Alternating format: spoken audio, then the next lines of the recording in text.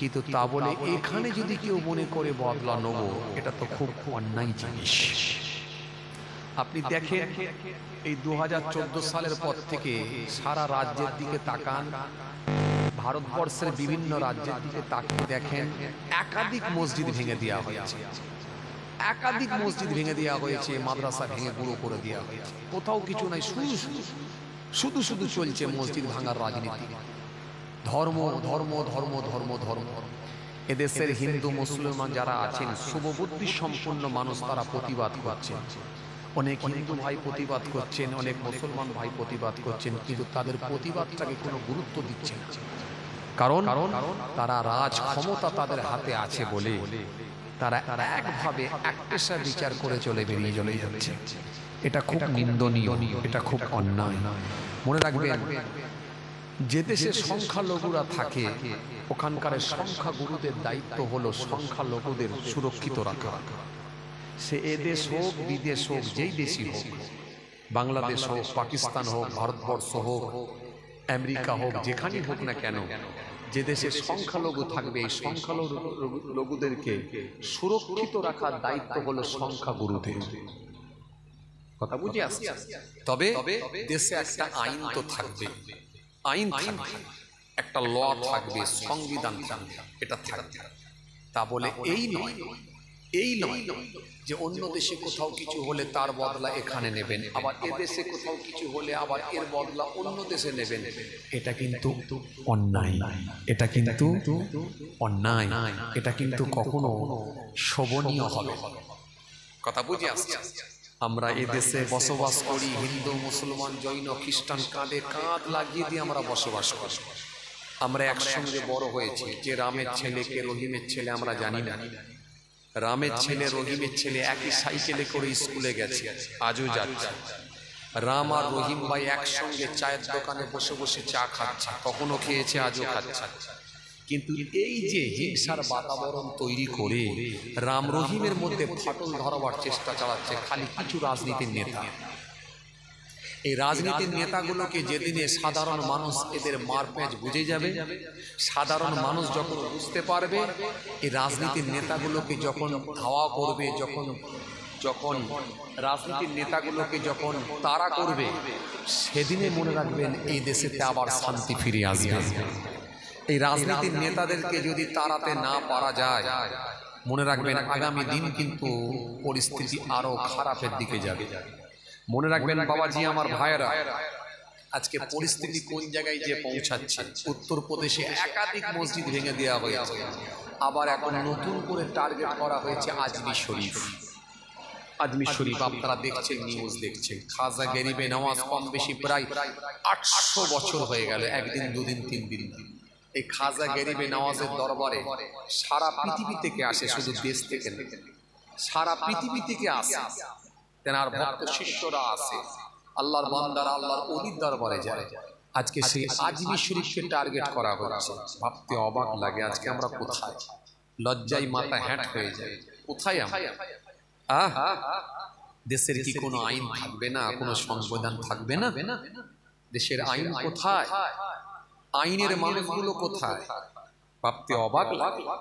আজকে সেই খাজা গরিবে নওয়াজ হুজুরের মাজারকে পর্যন্ত টার্গেট করা হচ্ছে, এটা ভাবতে অবাক লাগে, বড় দুঃখজনক।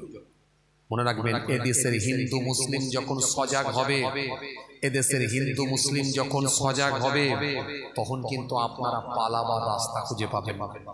ব্রিটিশদেরকে যেভাবে তাড়িয়েছিল, পালাবার রাস্তা খুঁজে পায় না, আপনারাও কিন্তু পালাবার রাস্তা খুঁজে পাবেন না।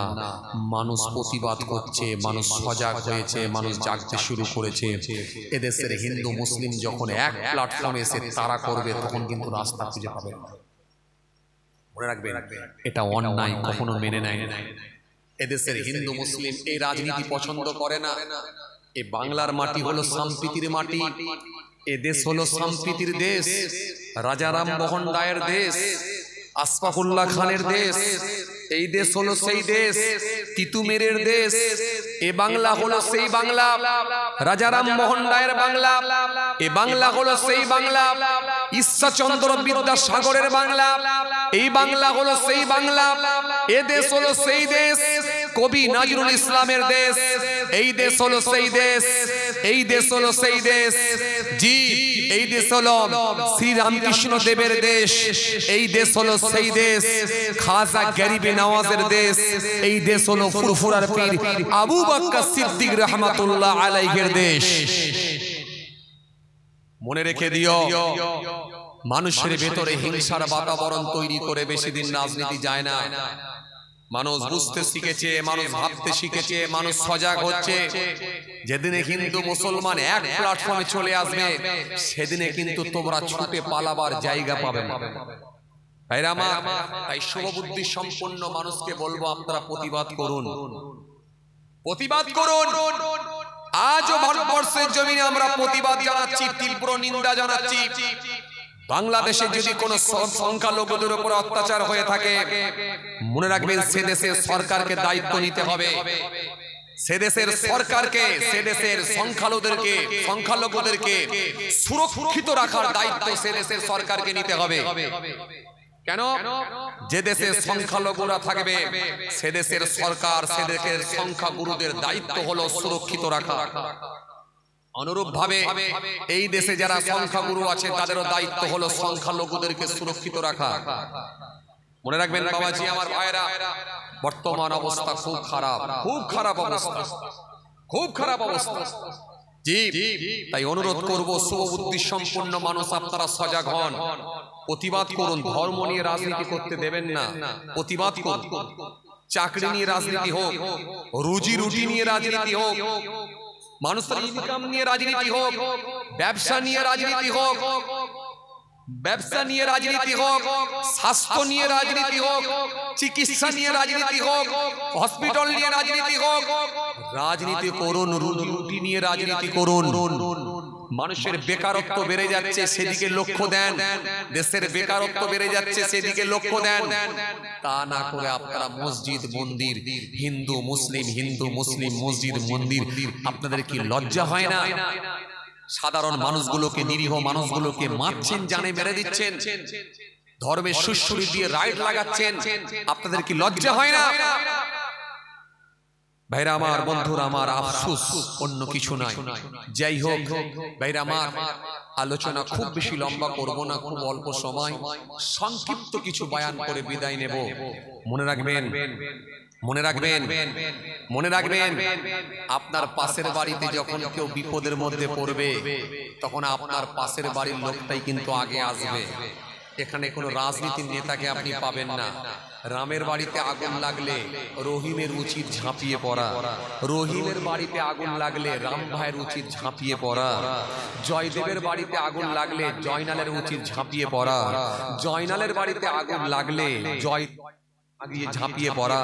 এটাই হলো সম্প্রীতির বাংলা, এটাই হলো ভ্রাতৃত্বের বাংলা, এটাই হলো আদর্শের বাংলা, এটাই হলো কবি নজরুল ইসলামের বাংলা, এটাই হলো সেই ঈশ্বরচন্দ্র বিদ্যাসাগরের বাংলা, এটাই হলো রবীন্দ্রনাথ ঠাকুরের বাংলা, এটাই হলো ফুরফুরার পীর আবু বকর সিদ্দিক রহমাতুল্লাহ আলাইহি দাদা হুজুরের বাংলা।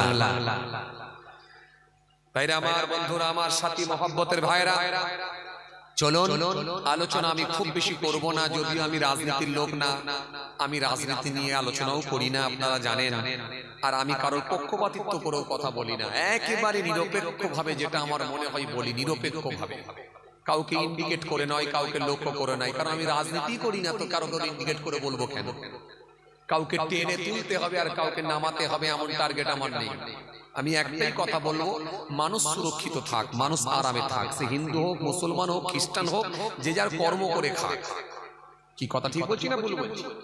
ভাইরা আমার, বন্ধুরা আমার, সাথী মহব্বতের ভাইরা, চলুন আলোচনা খুব বেশি করব না, অল্প সময় সংক্ষিপ্ত কিছু বয়ান করে আপনাদের খেদমত থেকে বিদায় নেব। আমার দিনদার ইমানদার নেক আল্লাহওয়ালা ভাইরা, আসেন, খুব বেশি আলোচনা লম্বা নয়। মনে রাখবেন, আমরা হলাম ইসলাম ধর্মের মানুষ, আমাদের ধর্ম হলো ইসলাম। এই ইসলাম ধর্মের মানুষ বলে যখন আপনি নিজেকে দাবি করবেন, তখন আপনার করণীয় কাজগুলো আপনাকে জানতে হবে। একটা ইসলাম ধর্মের অনুসারী হলে আপনি শুধু মুখে নারী আর মাথায় টুপি